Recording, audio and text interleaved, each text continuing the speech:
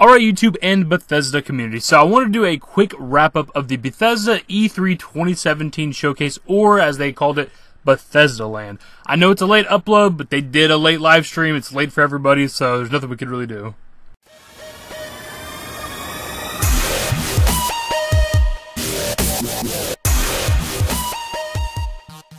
As I mentioned in the beginning, this was quite a late showcase. I don't know why they chose to do it.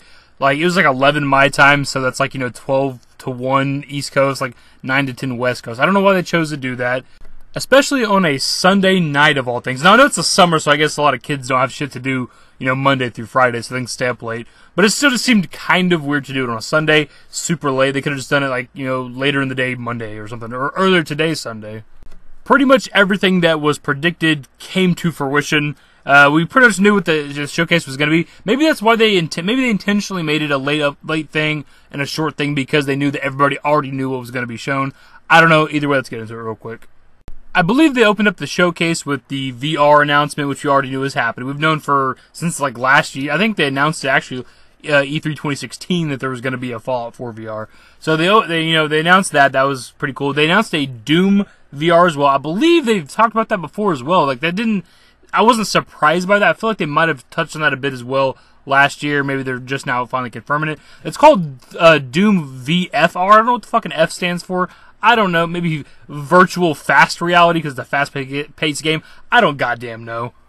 They followed this up with the announcement of the Creation Club, which essentially, from what I can gather from other people, because my stream was kind of ass, it kept skipping here and there, so I missed little bits of news. This is essentially paid mods. I'll give you a brief description of what they have on Bethesda.net. Your favorite worlds just got a little bigger. Creation Club is a collection of all new content for both Fallout 4 and Skyrim. More Skyrim pandering. It features new items, abilities, and gameplay created by Bethesda Game Studios and outside development partners, including the best community creators. Creation Club content is fully curated and compatible with the main game and official add-ons. So it seems it's like mods that are almost DLC, is what it sounds like. So I think from what people are saying, you're gonna have to pay for this shit. It's kind of cool. Maybe this is a way for mod creators to make money off of these mods. Like, maybe Bethesda gives them a cut of the profit. I don't know, but it could be good, could be bad. I don't know if I want to pay for it. They then announced Skyrim on Nintendo Switch. We knew this was coming. It's not a big deal. They teased this so long ago. I don't know why they even waited to announce it, because it's like one of the original Nintendo Switch discussion videos or some reveal trailer. It showed gameplay of Skyrim like a long time ago before they ever even announced it. So it just seems kind of weird they waited this long. Gameplay looked horrible, to be honest with you. I don't know how you gotta like the left controller thing is how you ready the bow, to hold it, and then you use the right controller to pull back the bow and then release it. But that seems cool in theory, but to do that every single fucking time you want to shoot an arrow from your bow is going to be kind of wild. I think people get tired of it eventually. Same thing with swords and shit, having to swing your arms around every time you're trying to hit somebody with a weapon. I don't know. Same reason why I never really bought a Wii or got into that shit. I don't want to do that. I just want to play video games. But one pretty fucking cool aspect of the Nintendo Switch version of Skyrim is that you get legit Link gear. Let me read the article thing real quick. The Elder Scrolls V Skyrim for the Nintendo Switch includes all new gameplay features like motion controls for combat and lockpicking, outfits and gear from The Legend of Zelda, plus additional loot unlocked from compatible with The Legend of Zelda amiibo. Take down enemies with the Master Sword, protect yourself with a Hylian shield, or look heroic in the Champion's tunic. The Elder Scrolls V Skyrim for the Nintendo Switch also includes all official add-ons, Dawnguard, Hearthfire, and Dragonborn. So that's pretty goddamn cool. I'm not a big Legend of Zelda guy, I didn't play a whole lot of that on Nintendo growing up. I was more of a Mario person. But I can appreciate this shit though. It's pretty goddamn cool. It's not like some random mod somebody made. This is legit gear in Skyrim for Legend of Zelda. It's pretty awesome. A lot of people were speculating that we'd see Dishonored 2 DLC, but what had actually happened is they announced an entirely new Dishonored game called Dishonored Death of the Outsider. So, I'm not a big Dishonored person. I played a little bit of the first one, but I'll read a quick description. There's actually a lot of paragraphs and a lot of breakdown of this on the Bethesda.net. It's worth reading if you're interested.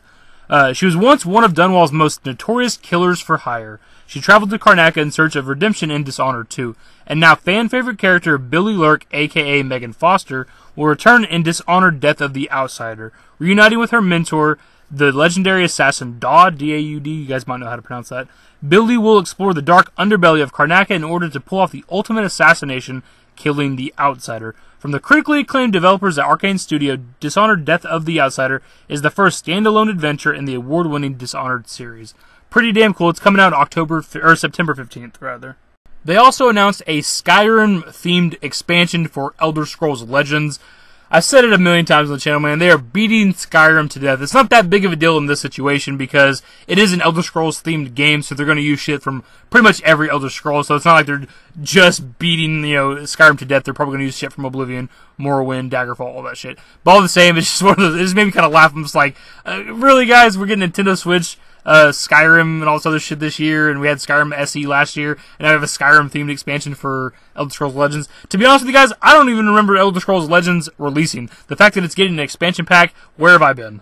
Some interesting bit of news is they announced the Quake World Championships. And this isn't me trying to be funny either. I didn't realize that Quake had already released too. I thought we were going to get like a release date or something this year. I guess it released sometime earlier this year, maybe late last year. I guess I wasn't keeping up with all the Bethesda stuff. I was probably just looking out for Fallout, Elder Scrolls type shit. But regardless, pretty damn cool. We got like $1 million prize pool, whatever, for Quake Championships. Cool to see that they're already going like right in with this fucking game. They're bringing Quake back, and now they're already like, here we go, $1 million prize, $1 million World Championship. Pretty badass. There's also new maps, a weapon, and I think a new character or something for Quake. The Bethesda.net will be linked below if you care to read all that stuff, guys. I haven't fucked with this Quake yet.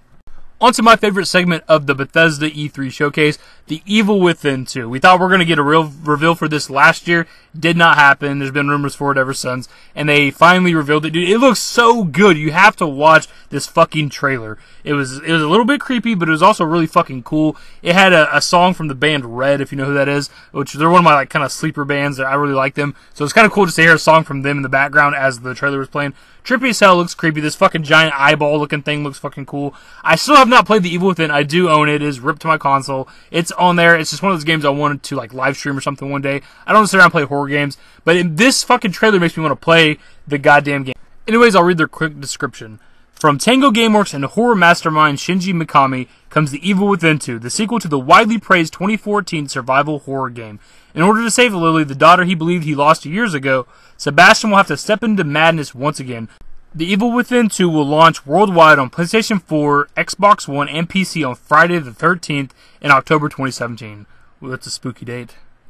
One I know a lot of people are hyped for is Wolfenstein 2, The New Colossus. This is something that people have been waiting for quite a while. I think we were speculating on it like last year, 2016, didn't happen, but it finally happened this year.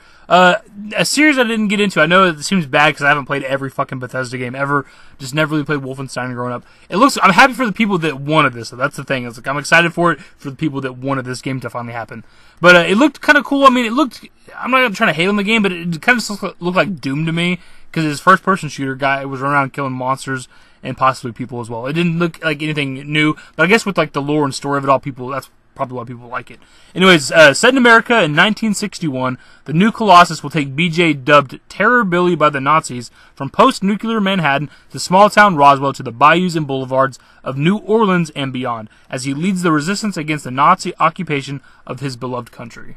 They actually also announced 2 new DLCs for the Morrowind expansion of Elder Scrolls Online. It's kind of crazy because we just got that expansion. Pretty awesome. This part I actually missed because of the stream being all ass that I was watching. So I guess during one of the times when it was like buffering and shit, I missed this part.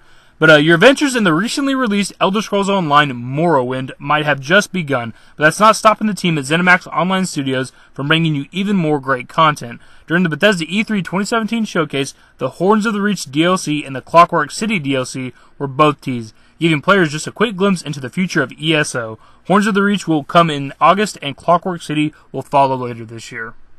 Horns of the Reach will introduce 2 new dungeons, Bloodroot Forge and Falkreath Hold, and is packed full of excitement to keep your adventure rolling. This DLC pack will also include new items, monster masks, and achievements. You'll be able to grab Horns of the Reach via the in-game Crown Store. When Horns of the Reach launches, the base game will also get a major free update.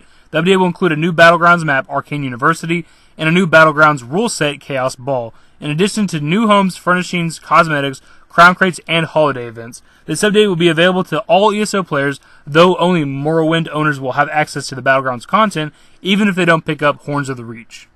Explore even more of Sotha Sil's Clockwork City in this major new DLC game pack coming to ESO.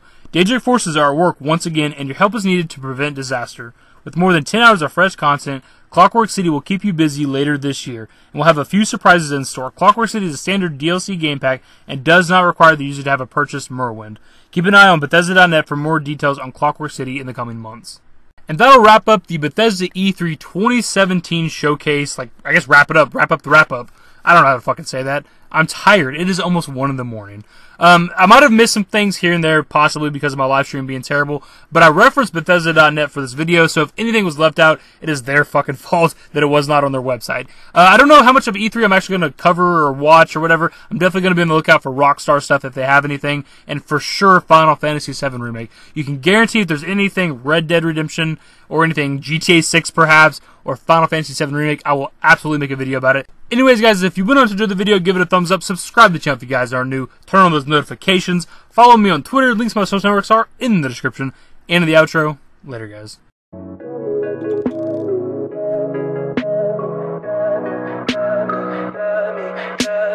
Tell me pretty lies, look me in the face, tell me that you love me, even if it's fake, 'cause I don't fucking care.